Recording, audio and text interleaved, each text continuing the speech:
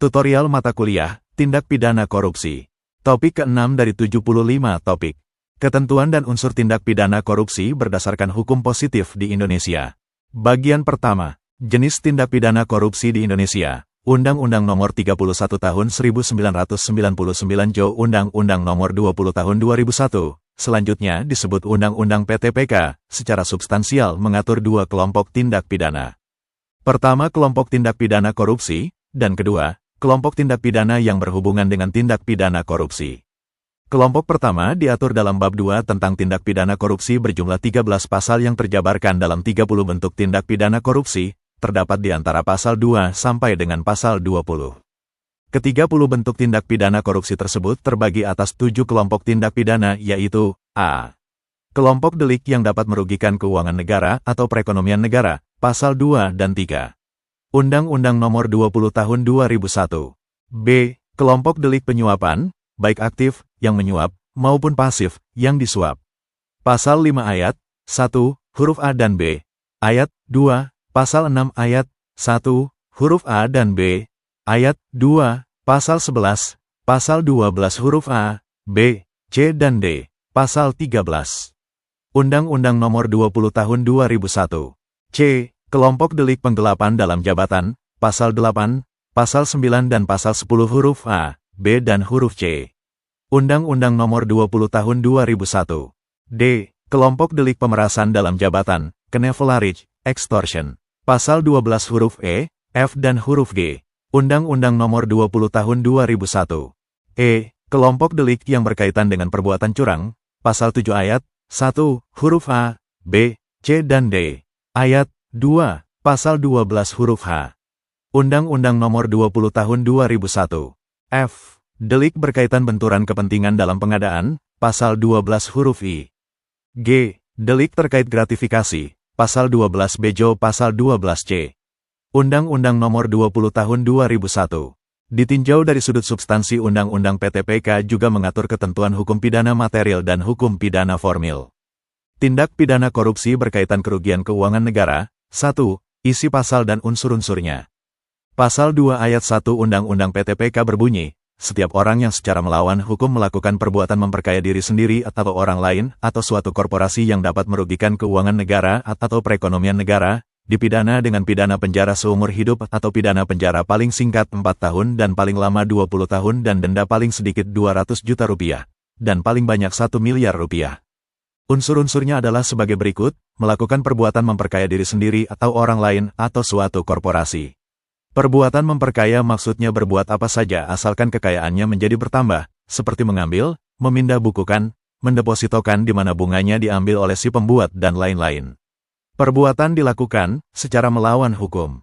Melawan hukum diartikan baik secara formil maupun secara material. Melawan hukum dalam arti formil adalah apabila perbuatan tersebut bertentangan dengan yang tertulis dalam undang-undang.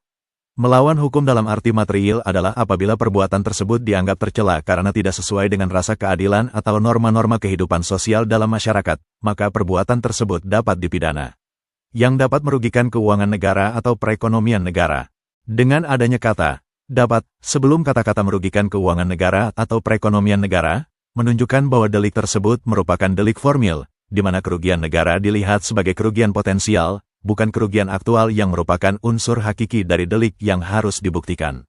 Bahkan sesuai dengan ketentuan pasal 4 Undang-Undang PTPK, meskipun hasil korupsi sudah dikembalikan pada negara, sifat melawan hukumnya perbuatan tidak hapus, sehingga pelaku tindak pidana korupsi tetap dapat diajukan ke pengadilan dan tetap dapat dipidana. Pasal 2 ayat 2 Undang-Undang PTPK menentukan, dalam hal tindak pidana korupsi sebagaimana dimaksud dalam ayat 1, dilakukan dalam keadaan tertentu, pidana mati dapat dijatuhkan. Dalam keadaan tertentu, menurut penjelasan pasal 1 ayat 2 Undang-Undang PTPK adalah keadaan yang dapat dijadikan alasan pemberatan pidana sehingga pidana mati dapat dijatuhkan bagi pelaku tindak pidana korupsi, apabila tindak pidana tersebut dilakukan terhadap dana-dana yang diperuntukkan bagi penanggulangan keadaan bahaya, bencana alam nasional, penanggulangan akibat kerusuhan sosial yang meluas, penanggulangan krisis ekonomi dan moneter, dan pengulangan tindak pidana korupsi. Pasal 3 Undang-Undang PTPK menentukan, setiap orang yang dengan tujuan menguntungkan diri sendiri atau orang lain atau suatu korporasi, menyalahgunakan kewenangan, kesempatan atau sarana yang ada padanya karena jabatan atau kedudukan yang dapat merugikan keuangan negara atau perekonomian negara dipidana dengan pidana penjara seumur hidup atau pidana penjara paling singkat 1 tahun dan paling lama 20 tahun dan atau denda paling sedikit 50 juta rupiah dan paling banyak 1 miliar rupiah. Unsur-unsurnya adalah sebagai berikut: menyalahgunakan kewenangan, kesempatan atau sarana yang ada padanya karena jabatan atau kedudukan. Maksud penyalahgunaan kewenangan, kesempatan atau sarana yang disandang seseorang karena jabatan atau kedudukannya itu tidak digunakan sesuai dengan jalannya ketata laksanaan yang seharusnya dijalankan. Untuk bisa dikatakan ada penyalahgunaan kewenangan, kesempatan atau sarana yang ada karena jabatan atau kedudukan, mengandung unsur-unsur yang bernuansa, kecurangan, atau deceit.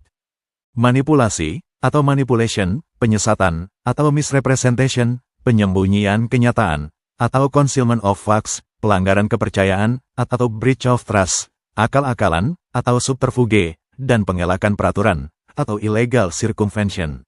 Dengan tujuan untuk menguntungkan diri sendiri atau orang lain, atau suatu korporasi. Unsur ini merupakan unsur yang memberi arah pada perbuatan menyalahgunakan kewenangan, kesempatan, atau sarana yang ada padanya karena jabatan atau kedudukannya ditujukan untuk mendapatkan keuntungan. Artinya, perbuatan menyalahgunakan kewenangan dan sebagainya itu ditujukan untuk menguntungkan diri sendiri atau orang lain atau suatu korporasi. Unsur ini harus dibuktikan secara objektif dengan melihat keadaan lahir yang menyertai perbuatan penyalahgunaan kewenangan dan sebagainya itu, yang dapat merugikan keuangan negara atau perekonomian negara. Dengan adanya kata dapat sebelum kata-kata merugikan keuangan negara atau perekonomian negara, menunjukkan bahwa delik tersebut merupakan delik formil, di mana kerugian negara dilihat sebagai kerugian potensial, bukan kerugian aktual yang merupakan unsur hakiki dari delik yang harus dibuktikan. Bahkan sesuai dengan ketentuan pasal 4 Undang-Undang PTPK, meskipun hasil korupsi sudah dikembalikan pada negara, tapi pelaku tindak pidana korupsi tetap dapat diajukan ke pengadilan dan tetap dapat dipidana. 2. Penjelasan unsur tindak pidana. Unsur melawan hukum, pasal 2 ayat 1 Undang-Undang PTPK dan unsur menyalahgunakan wewenang, kesempatan atau sarana yang ada padanya karena jabatan atau kedudukan. Pasal 3, pasal 2 ayat 1 Undang-Undang PTPK, seringkali terjadi kekeliruan pemahaman antara kedua unsur tersebut. Unsur melawan hukum, atau wederrechtelijk, dalam Undang-Undang PTPK meliputi unsur melawan hukum yang bersifat formil maupun material, sebagaimana tersebut dalam ketentuan sifat melawan hukum formil, artinya perbuatan pelaku bertentangan dengan ketentuan hukum formal seperti undang-undang, peraturan pemerintah, peraturan presiden, peraturan menteri, dan lain-lain. Perlu diingat pula bahwa peraturan yang formal yang dilanggar tersebut tidaklah perlu harus memuat sanksi pidana. Misalnya, peraturan presiden tidaklah memuat sanksi pidana, namun terlanggarnya ketentuan tersebut sudah dapat untuk membuktikan unsur melawan hukum. Pengertian hukum, atau Recht, lebih luas daripada undang-undang, peraturan pemerintah, peraturan presiden dan lain-lain sebagai hukum tertulis, karena di dalamnya juga memuat pengertian hukum tak tertulis seperti kebiasaan, kepantasan dan kesusilaan di masyarakat. Pelanggaran terhadap kebiasaan, kepantasan dan kesusilaan merupakan sifat melawan hukum material, yang dalam praktik peradilan di Indonesia dapat berfungsi positif, sebagai alasan untuk menghukum. Untuk kasus, menyalahgunakan wewenang, kesempatan atau sarana yang ada padanya karena jabatan atau kedudukan, adalah disalahgunakannya wewenang yang dimiliki oleh pelaku tindak pidana. Formulasi, wewenang, dapat terlihat dari berbagai peraturan formil yang mengatur kewenangan seorang pemangku jabatan tertentu. Peraturan tersebut bisa berupa undang-undang, peraturan pemerintah, peraturan presiden, keputusan presiden, peraturan atau keputusan menteri, peraturan atau keputusan gubernur. Peraturan atau keputusan gubernur Bank Indonesia dan lain-lain yang memberikan kewenangan tertentu kepada seseorang atau kelompok orang untuk melakukan atau tidak melakukan sesuatu di dalam jabatan atau kedudukannya. Pengertian, sifat melawan hukum formil, sering dirancukan dengan pengertian, menyalahgunakan wewenang, padahal itu jelas berbeda. Sebab sifat melawan hukum formil bisa dilakukan oleh setiap orang, sedangkan menyalahgunakan wewenang hanya bisa dilakukan oleh seseorang yang mempunyai kewenangan dan kapasitas tertentu yang ditetapkan secara tertulis oleh suatu peraturan formil. Hal tersebut perlu difahami secara benar karena akan berkaitan dengan masalah pengumpulan alat bukti dan pembuktiannya di depan persidangan.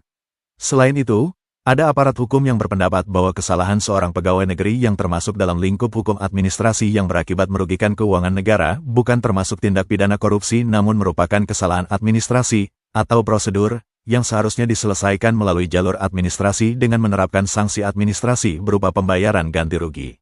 Padahal, Unsur melawan hukum sebagaimana dimaksud dalam Pasal 2 Ayat 1 Undang-Undang PTPK bukan hanya sifat melawan hukum dalam arti pidana, namun juga mencakup melawan hukum administrasi. Dengan demikian, kesalahan atau pelanggaran terhadap hukum administrasi dapat diadopsi ke dalam sifat melawan hukum sebagaimana dimaksud dalam Undang-Undang Pemberantasan Tindak Pidana Korupsi, apabila dari kesalahan administrasi tersebut telah menimbulkan kerugian keuangan negara atau perekonomian negara. Unsur memperkaya diri atau orang lain atau suatu korporasi. Unsur memperkaya diri atau orang lain atau suatu korporasi, Pasal 2 Ayat 1 Undang-Undang PTPK, dan unsur dengan tujuan menguntungkan diri sendiri atau orang lain atau suatu korporasi, Pasal 3 Undang-Undang PTPK, merupakan unsur yang bersifat alternatif sehingga tidak perlu pelaku tindak pidana korupsi harus menikmati sendiri uang hasil tindak pidana korupsi karena cukup si pelaku memperkaya orang lain atau menguntungkan orang lain. Unsur memperkaya diri atau orang lain atau suatu korporasi lebih sulit membuktikannya karena harus dapat dibuktikan tentang bertambahnya kekayaan pelaku korupsi sebelum dan sesudah perbuatan korupsi dilakukan. Namun secara teoritis, unsur memperkaya diri sudah dapat dibuktikan dengan dapat dibuktikannya bahwa pelaku tindak pidana korupsi berpola hidup mewah dalam kehidupan sehari-harinya. Sedangkan unsur menguntungkan diri atau orang lain atau suatu korporasi, artinya dari adanya fasilitas atau kemudahan sebagai akibat dari perbuatan menyalahgunakan wewenang. Itulah materi topik ke-6 tutorial mata kuliah Tindak Pidana Korupsi. Channel ini bermanfaat khususnya bagi mahasiswa Indonesia atau yang ingin menambah wawasan. Video tutorial dituturkan dan disubtitelkan agar dapat ditonton, dibaca sambil didengarkan. Jangan khawatir jika belum langsung paham. Untuk pemahaman yang lebih baik, putar dan dengarkan video ini berulang-ulang. Subscribe dan like, agar Anda mendapatkan update tutorial lainnya. Bagikan juga link video ini, agar teman lain juga mendapatkan manfaat channel ini. Terima kasih. Sampai jumpa.